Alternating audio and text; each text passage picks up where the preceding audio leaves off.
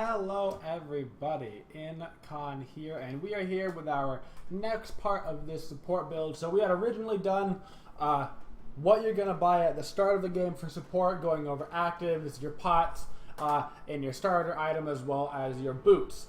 So this part of the build section is going to be more about your mid-core build, not necessarily your late-game situational items. That'll be in a different video, but this is going to be what makes up the meat of your support build, and what you really want to be looking to go into. For those of you that don't know what really to build on support, or you only build one thing and you're looking to try out something else, this will be a great place for you to start. So I'm going to start here with some of the more standard builds that you're going to be going into, and then we'll get a little bit farther away to more unique scenario type builds, but still effective. So the most common build you're going to have, of course, you get your Watcher's Gift. You have whatever boots you decided to go into, or your wing blade if you went into wing blade instead of boots. And then you're looking to get into your main set of items. The most common item that you can go right here first, that will always be good in essentially every single situation ever, is Sovereignty. Why is that? Well, it gives you the two most important stats in the early stage of a game, which is health and physical protections. Those are going to be the most common types of defensive stats that you're going to need. Health, because generically health is great, and physical protections because the majority of objectives in the game do physical damage, as well as a typical team comp is going to be 3 physical, 2 magical, which means you want to lean towards physical protection first. Of course, you have to factor in as well, this gives protections to your team, 30 physical protections, which is basically an entire physical item of protections for your teammate, and 25 HP 5. This is going to be probably what a lot of you guys are already building into, and it's going to be very standard. Following this path, afterward, you would want to go something like Heartward Amulet. Heartward Amulet is basically the sovereignty equivalent for magical defense. Yeah, Fire Main Idol. Shut up. The reason why you want to get this typically second is because it's simply magical protections, not physical protections.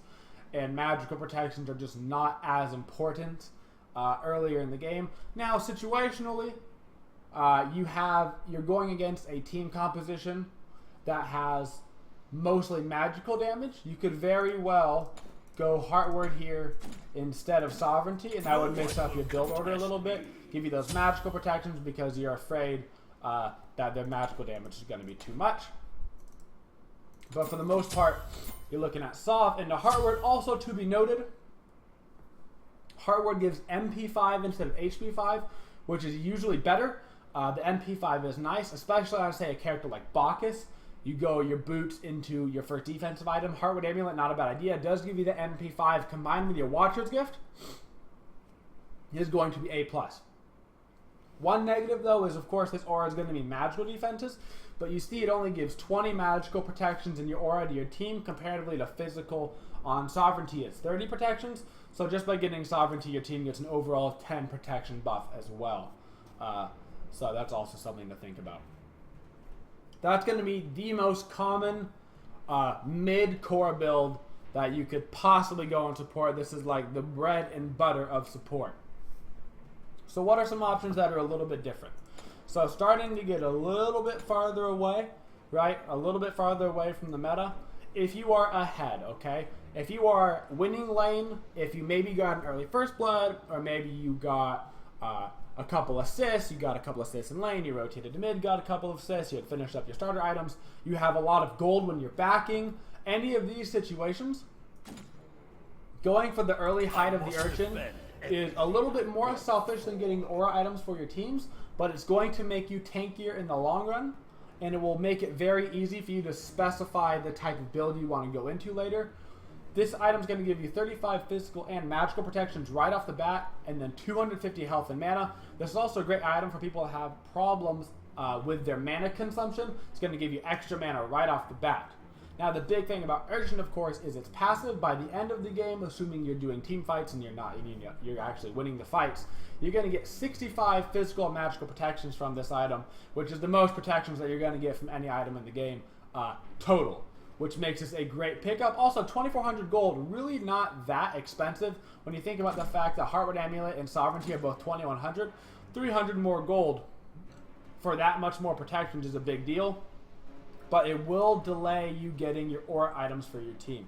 So after you get your Urchin, decide whether you need the Sovereignty or the Heartward. Bada bing, bada boom, you can go into either of those afterwards. But this is going to give you not only a bunch of protections, but also health. If you look at these items right now, every single item that I have on me gives health, which is fantastic. Health is a great stat, and it's always worthwhile to build it.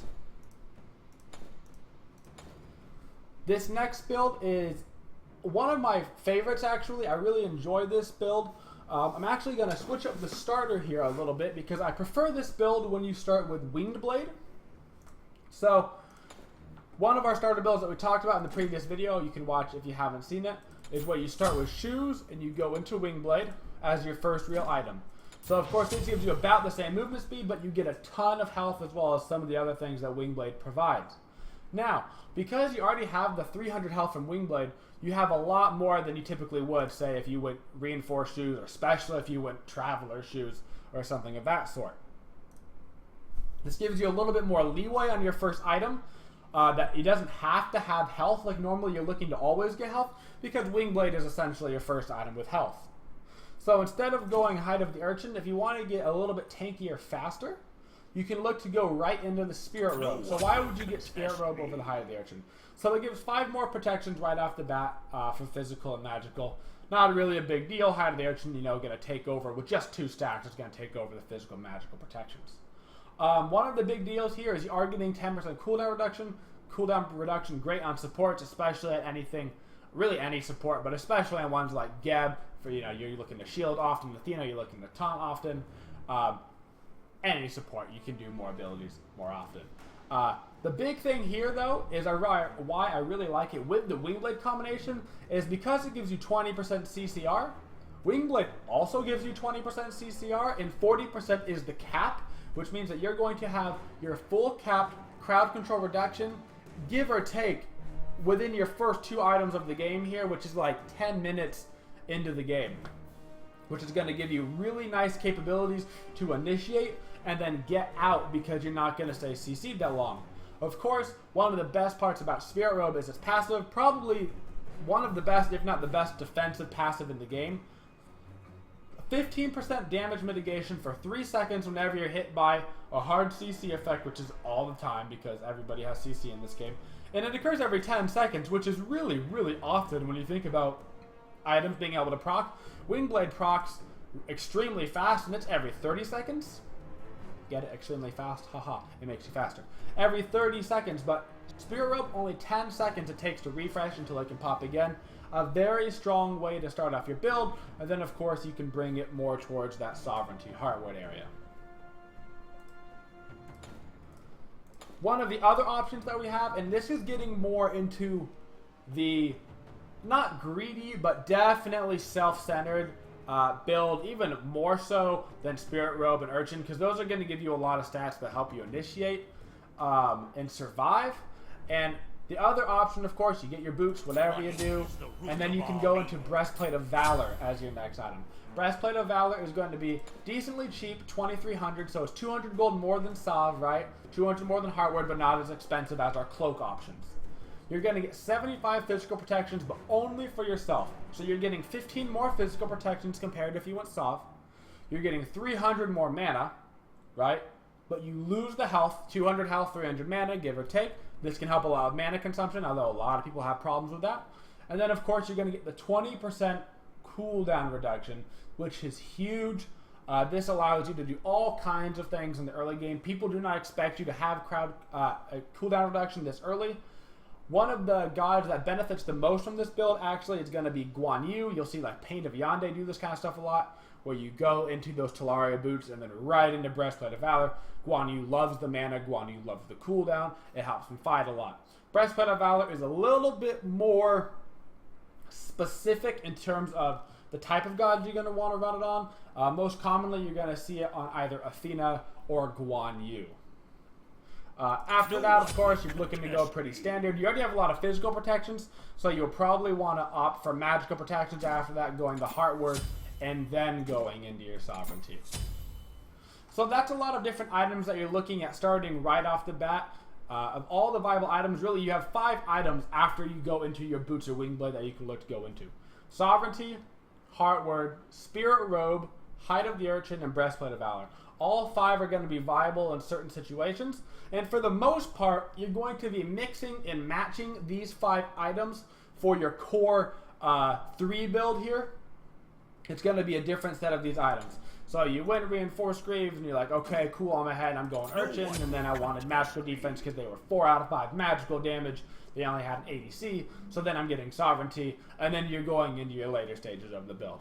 Or you're going your Wing Blade here, so then you have Spirit Robe here because you wanted full CCR because they had an Athena, and they had a Hunbats, and they had something else. They had all this CC on their team, so you wanted a heavy CC reduction type build, so you went into that. Those are all your types of items. Those are basically your core 5 that you're going to be looking to mix and match. It's just a matter of how early you want to be getting them compared to the type of team composition that you have and the team composition that you're going against. I hope this guys helped you out some. We will have one more video, guys, talking about these last 2 slots. Once you sell Watcher's Gift, what are you going to be filling in these last couple of slots left? We'll have another video up next week, guys, talking about all of the situational items that are good to pick up on a support, and there is a lot of them. Thank you guys for watching the video. If you like it, please subscribe, and don't forget, we are doing a jersey giveaway right now, so don't forget to enter into that. And as always, guys, have a twitchin' day, y'all.